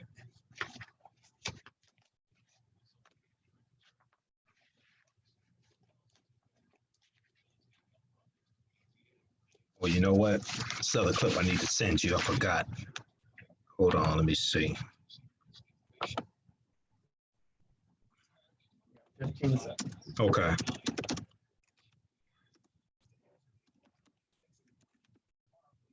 You're going to this MLK one. Huh? You're going to the MLK one first, right? The one I have? Yeah. One from NBC, yeah. All right, 3, 2, 1. Welcome back to the African History Network Show right here on 9:10 a.m. the Superstation Feature Radio. Hey, I'm your host, Brother Michael Imhotep. It is Sunday, January 19, 2020. And we know Dr. King Day is coming up, and we know a lot of people will attend Dr. King Day events and want to talk about some things. We're discussing some things that oftentimes you don't hear discussed at Dr. King Day events. Oftentimes they deal with, depending upon who organizes the event, oftentimes they deal with the Dr. King that we see on the television every Dr. King Day. They show us an emasculated Dr. King. They don't deal with the revolutionary Dr. King. They don't deal with the real Dr. King. Okay, so we were talking about this article here from SmithsonianMag.com. Even though he is revered today, MLK was widely disliked by the American public when he was killed. A Harris poll in 1968 showed that Dr. King had a disapproval rating of almost 75%.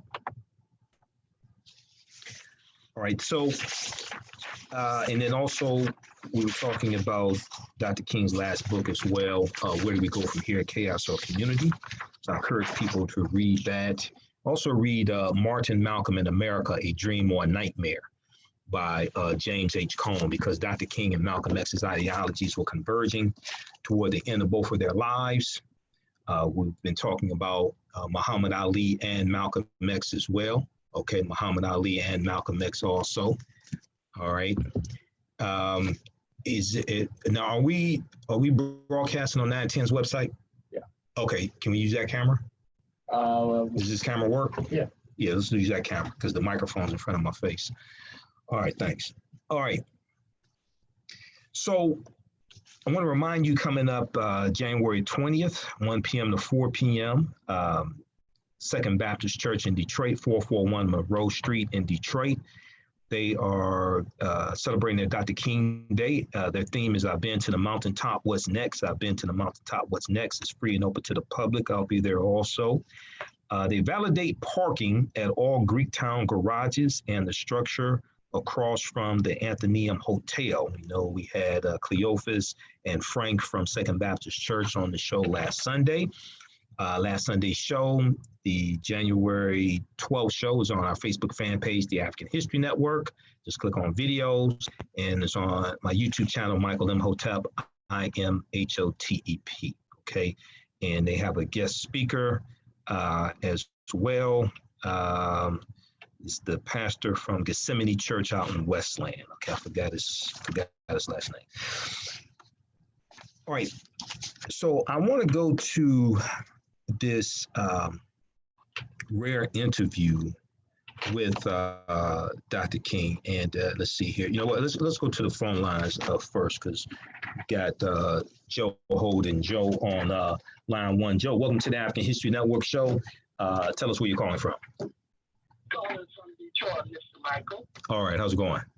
Oh, good. You know, when I watch TV, my two favorite programs, National Geographic and documentaries. You know, yes. I like real stuff. Okay. Right. Right.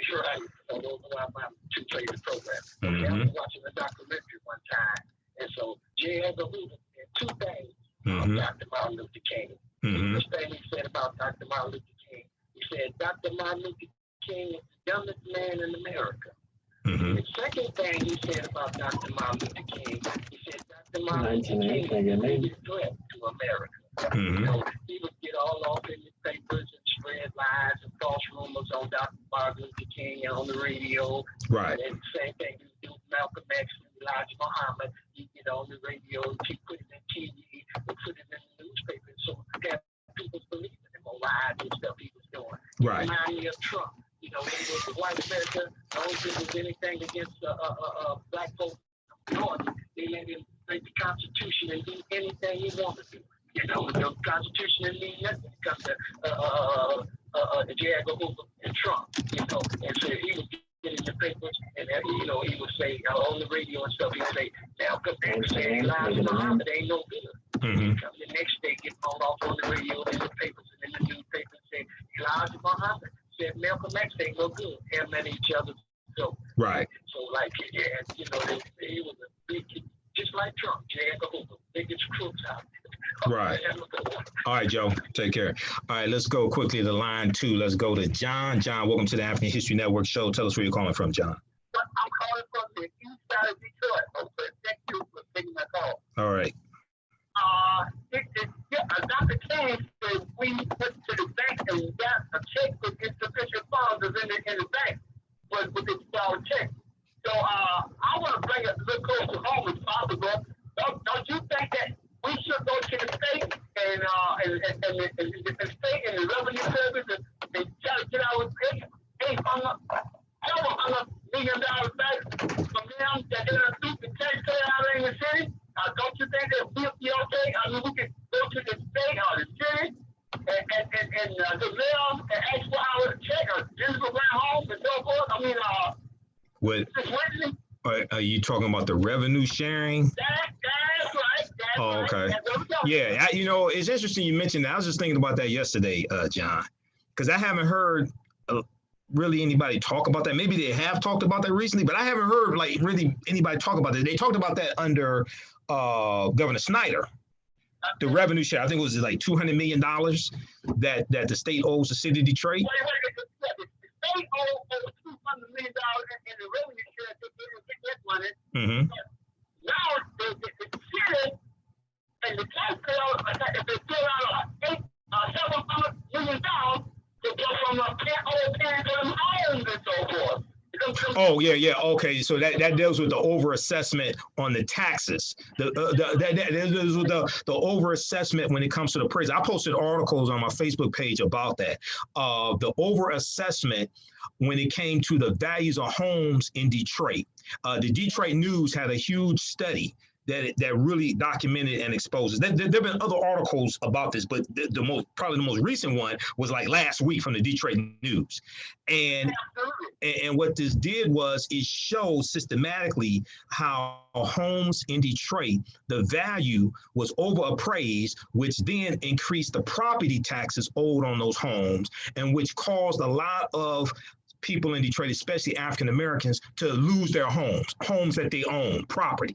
Okay. That's right. Yeah. That's right. And they had to pay $4,000 or $5,000 and they didn't have that kind of money back then. But they both come out where we gonna take you home and so. Right. So I know I was reading about a lawsuit. I'm not sure where the lawsuit is or what have you, but oh yeah, we definitely need to sue over that, man, because for a lot of African Americans, their biggest asset that they have is their home. Okay. Yeah, exactly. Okay, John. All right. Thanks for calling, man. Okay, brother. Thank you. All right. So May 8th, 1967, Dr. King was interviewed by NBC News. This took place at Ebenezer Baptist Church in Georgia. And Dr. King talked about a new phase in the civil rights movement. Let's go to this clip.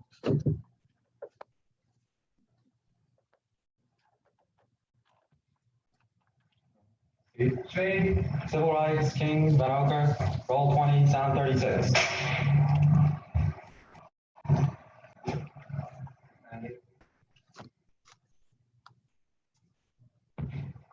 Dr. King, this church is as good a place as any to go back over your commitment to the civil rights movement. When you went out from here into university, and then you went to Montgomery, Alabama, and started the bus boycotts there. What was the philosophy of the civil rights movement as you saw it then, more than 10 years ago?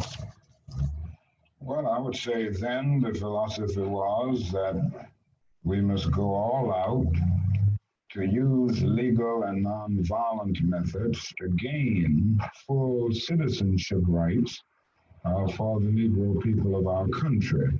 Of course, that particular struggle and that philosophy centered on breaking down all of the barriers of legal segregation. So I would say that in that period, the basic thrust for the gaining of citizenship rights for Negroes was to end the humiliation surrounding the whole system of legal segregation. Dr. King, was there something peculiar to the place where you started and the kind of people you attracted? I mean by that, there was a strong attachment on the part of your parishioners in Montgomery to the church. They were older people, weren't they? Yes, I would say by and large, they were older people who participated in the boycott because they were the ones using the bus more than anybody else. And Montgomery was a community predominantly church-centered, so that it was very easy to get to the vast majority of Negroes because they were in some way connected with a church in the community. Sir, in addition to your commitment to the idea of nonviolence, wasn't it also the only thing you could do, the white community having the monopoly on violence, that if you had tried violence, they would have met it with violence? It was the only device open to you, wasn't it? Well, I'll put it another way, that morally, I was led to nonviolence because I felt that it was the best moral way to deal with the problem. We were seeking to establish a just society.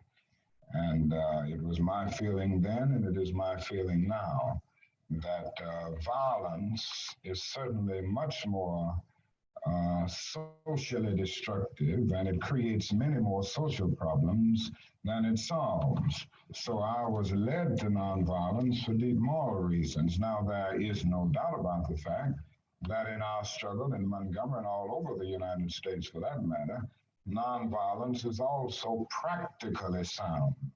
It would just be impractical for the Negro to turn to violence. He has neither the instruments nor the techniques of violence. We are about 10 or 11% of the total population of the nation, and I would say we're about 1/10 or 1% of the firepower. So it would just be totally impractical and unwise and unrealistic for the Negro to think of violence. Well, I saw this in the beginning in Montgomery, but this wasn't the basic reason that I turned to nonviolence and that I believed in it as a philosophy. I turned to it because I felt that it was the morally excellent way to deal with the problem of racial injustice in our country. Is there something about nonviolence that made it, and I use that in the past tense, that made it more useful among Southern Negroes than the ghetto Negroes of the North? I wouldn't say there's anything that makes it more useful to Southern Negroes. I think it is true that we've had more nonviolent movements in the South because the problem for many years was more crystallized and, in a sense, more visible in the South. We didn't have many civil rights activities on a massive scale in the North until 3 or 4 years ago. So I would say that we just haven't had a chance to experiment on a broad scale with nonviolence in the Northern Ghetto. I have the feeling that nonviolence is as applicable and workable in the Northern Ghetto as it is in the South. There's a larger job there. The frustrations at points are much deeper. The bitterness is deeper. And I think that's because in the South, we can see pockets of progress here and there. We've really made some strides that are very visible, and every Southern Negro knows that he can do things today that he couldn't do 4 or 5 years ago. Where in the North, the Negro sees only retrogress, and he doesn't find it as easy to get his vision centered on his target, the target of opposition, as he does in the South. Consequently, this is made for despair and at many points cynicism, a feeling that you can't win. And it simply means that we've got to develop in the North a massive job of organization and mobilizing forces and resources to deal with the problem in the urban ghettos of the North, just as we've done it in the South. In the South, particularly in Alabama, you had visible villains, Jim Clark, Bull Connor, cattle prods, police dogs. But in the North, you don't have those visible villains. Isn't it hard to get your people aroused and directed at something that isn't visible? Well, that's exactly right. And this is what I was saying when I said it's harder to see a target. In the South, in the nonviolent movement, we were aided always, on the whole, by the brutality of our opponent. It isn't the same way in the North. The other thing is that you don't have legal segregation in the North as you do in the South. So it is much more difficult to get people to see exactly what you're doing, but it isn't an impossible job.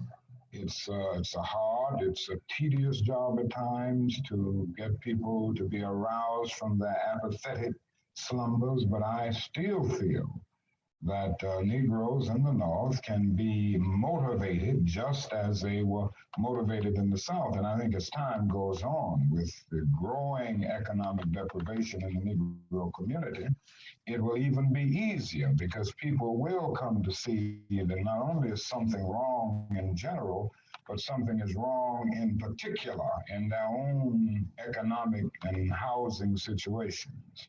Pause it right there. Pause.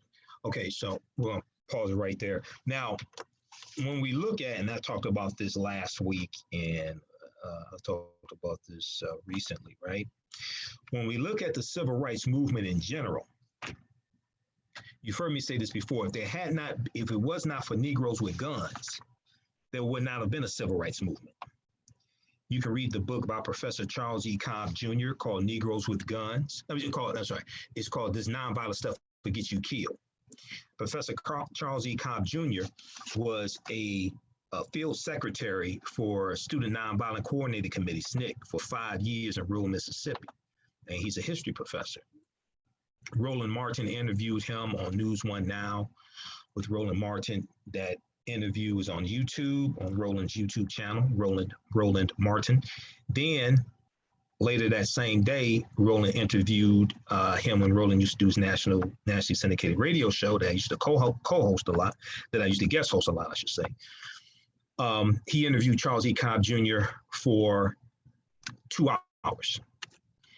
And he talked about, Charles E. Cobb Jr. talked about how it was African Americans with guns who were protecting the civil rights workers in the South, okay? And he talks about this in his book, and he told countless stories of that in the interview. The book is, when you look, not saying order from Amazon, get the book, but not saying order from Amazon. But when you look on Amazon, they have a excerpt of it, and I'm pulling it up now. And this talks about when Dr. King owned guns, because see, Dr. King's house was a known arsenal when he lived in Montgomery, Alabama. He comes to Montgomery in 1955. He's recently married to Coretta. He's an unknown pastor there in Montgomery. He's from Atlanta. And he ends up getting rid of his guns after Bayard arrested, and a reporter come to his house one day, and the reporter almost sits on a loaded gun. So if we look at this write-up, it's at Amazon.com for the book, This Nonviolent Stuff That Gets You Killed, How Guns Made the Civil Rights Movement Possible. It says, visiting Martin Luther King Jr. during the Montgomery, Alabama bus boycott, which was from December 5th, 1955 through December 20th, 1966. Journalist William Worthy almost sat on a loaded pistol. Dr. King said, quote, just for self-defense, end quote, Dr. King assured him. Because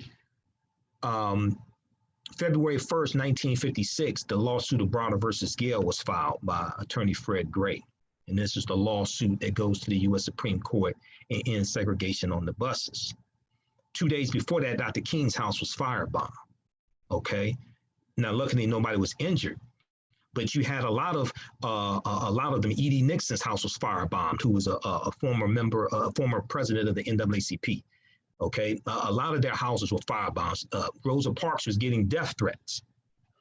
So in 1956, Dr. King tries to get a concealed pistol license in Montgomery, Alabama. Montgomery is the capital of Alabama, and he's denied a concealed pistol license.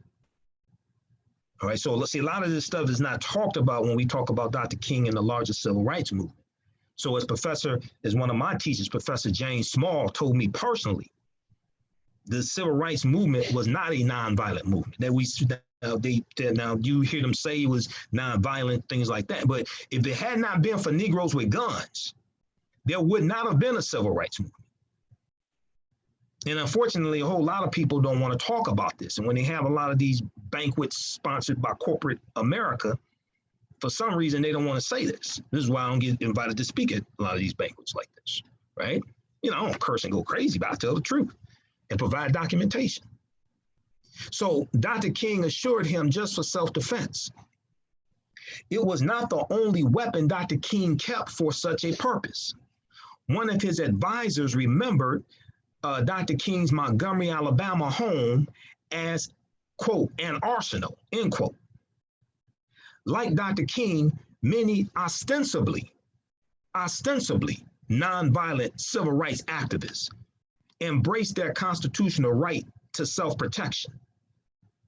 Yet so they were on the surface preaching nonviolence, but they had guns and were carrying guns oftentimes, like Medgar Evers in Jackson, Mississippi, who was a field secretary for the NAACP, like Robert F. Williams, who formed the Black Guard, who was a president of the Monroe County NAACP in North Carolina. And he wrote the book, Negroes with Guns. So ostensibly, on the surface, they were nonviolent. But when you go do the research, no, they weren't. See, there's a reason why most slaves ran away at nighttime and not in the daytime. They didn't have PhDs, but they weren't stupid. So, like Dr. King, many ostensibly quote unquote non-violent civil rights activists embrace their constitutional rights to self-protection. Yet this crucial dimension of the Afro-American freedom struggle has been long ignored by history. In the book, This Nonviolent Stuff Will Get You Killed by Charles E. Cobb Jr., Professor Charles E. Cobb Jr. recovers this history, describing the vital role that armed self-defense has played in the survival and liberation of African-American communities, drawing on his experience in the civil rights movement and giving voice to its participants. Professor Charles E. Cobb Jr. lays bare the paradoxical relationship between the nonviolent civil rights struggle and the long history and importance of African Americans taking up arms to defend themselves against white supremacist violence. So I'm talking about history. I ain't advising people to go out and do something crazy, but I'm dealing with the history. This is something people don't want to talk about. So then if we look at the article from Washington Post by guest blogger, Professor Nicholas Johnson. Professor Nicholas Johnson is the author of the book, Negroes and the Gun, The Black Tradition of Arms. Negroes and the Gun, the Black Tradition of Arms. Because see, before the Great Migration, which starts in basically 1915, 90% of African Americans lived in the South as a legacy of slavery.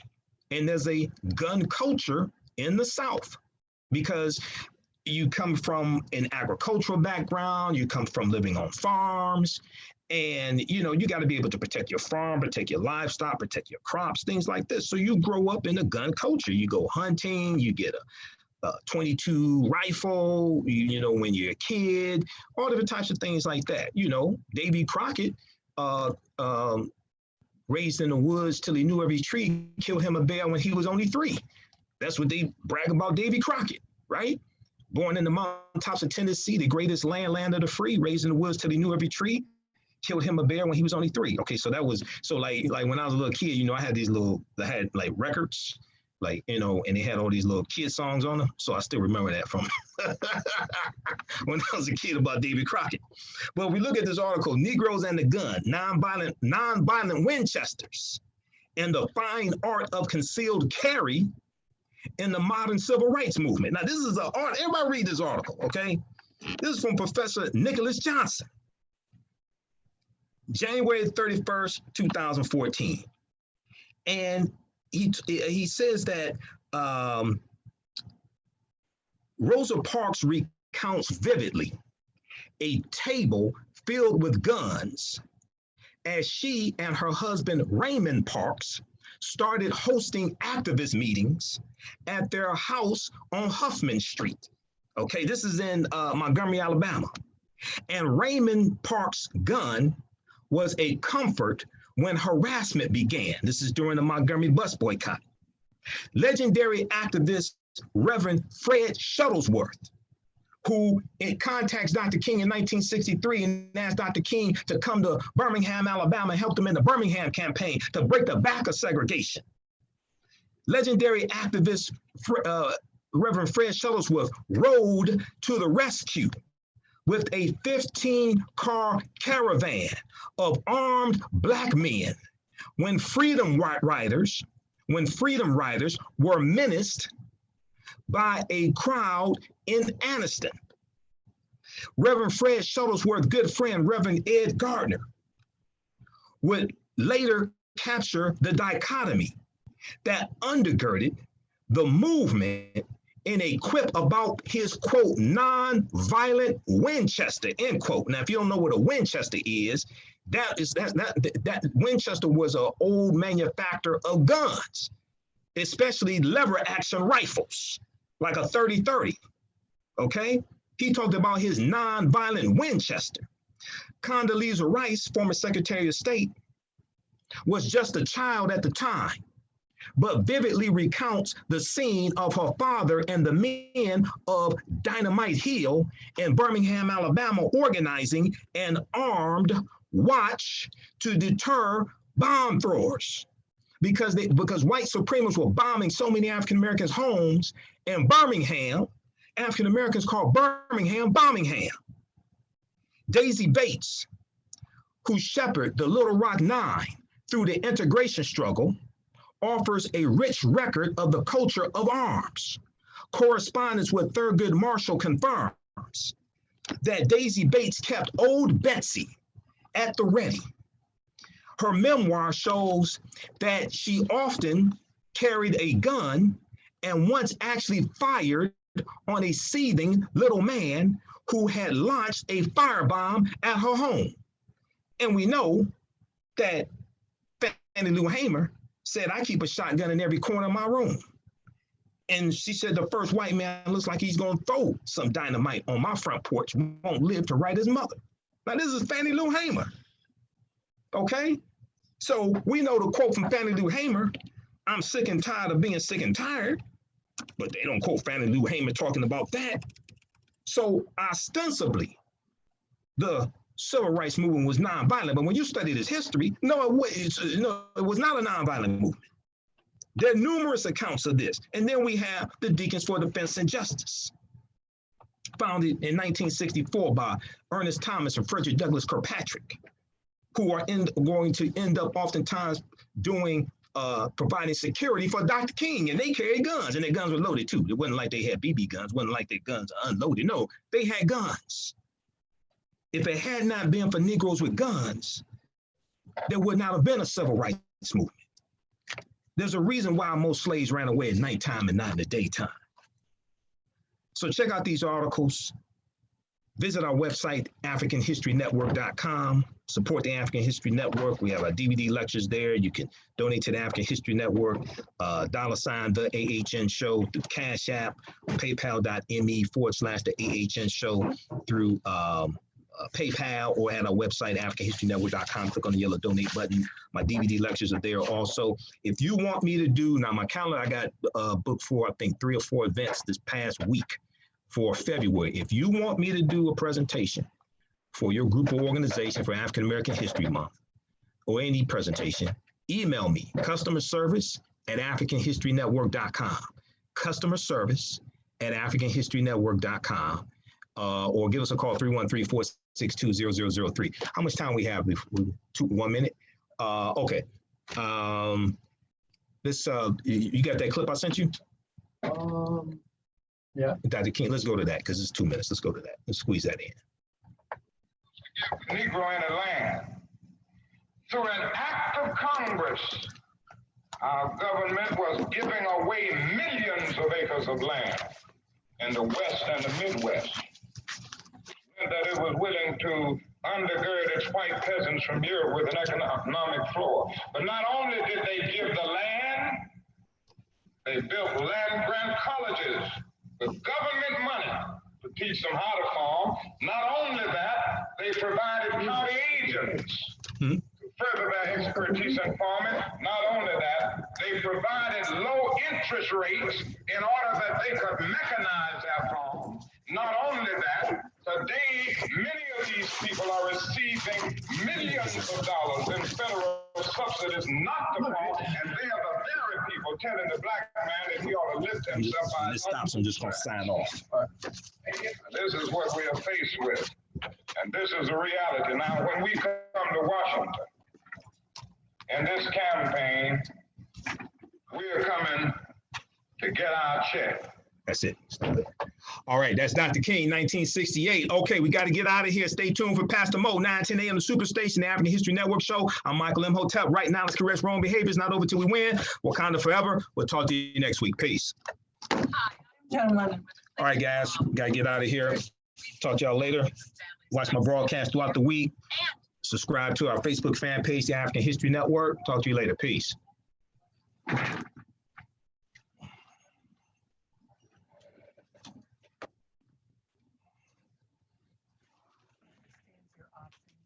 Advisors at a place for mom. These are local advisors that will partner with you to find the perfect place and determine the right level of care, whether that's just a helping hand or full-time memory care. Best of all, it's a free service. Call today. A place for mom. You know your family. We know senior living. Hi, how are you? Together, we'll make the right choice. I keep telling people, man, about to get our free ebook on financing senior care, as well as a free referral to senior living communities in your area.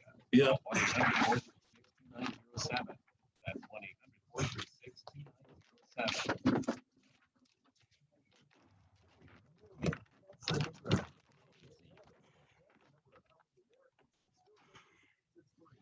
Come on. All right, guys. We're going to come on tonight. We're going to talk about history tonight. You might come on when. Oh, okay, man. I think I got to get out of here, man, but we'll see. Hold on. Let me see. Let me stop this broadcast. All right, guys, we're out of here. I forgot we were still broadcasting. All right, guys. Talk to y'all later. Peace. We got to get out of here. You're broadcasting. YouTube. I was broadcasting on Facebook and YouTube.